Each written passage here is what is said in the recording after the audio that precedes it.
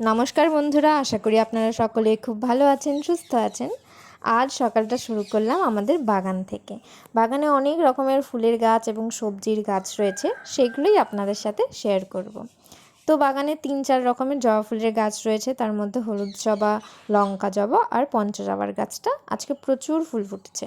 এছাড়াও 2টো লাল জবার গাছ রয়েছে, কিন্তু ওগুলোতে আজকে ফুল ফোটেনি।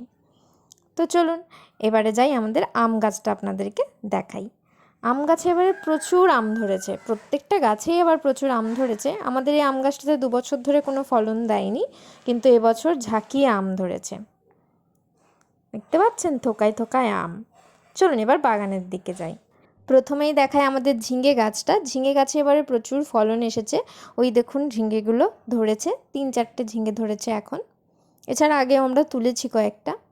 আর নিচে হলো যে টমেটো গাছটা, দেখুন টমেটোও ধরেছে ছোট্ট, বেশ 2-4টে টমেটো ধরেছে। এটা লঙ্কা গাছটা, প্রচুর লঙ্কা ধরেছে এবার গাছটাতে।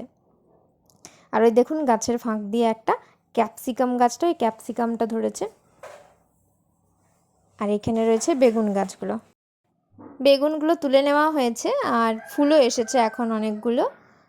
এখানটায় সবে সবে কলমি চারাগুলো ছড়ানো হয়েছে, কলমি গাছও বেরিয়েছে।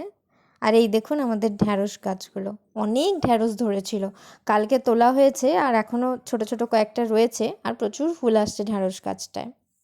আর এই পাশে রয়েছে আমাদের কুমড়ো গাছ।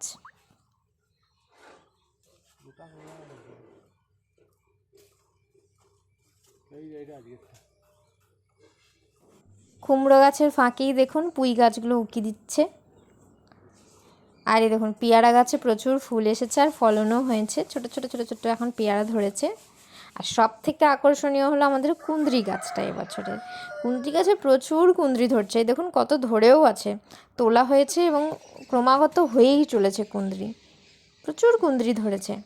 আর গাছটাকে সেরকমভাবে যত্নও করা হয়েছে, তাই জন্য এবছর প্রচুর কুঁদরির ফলন।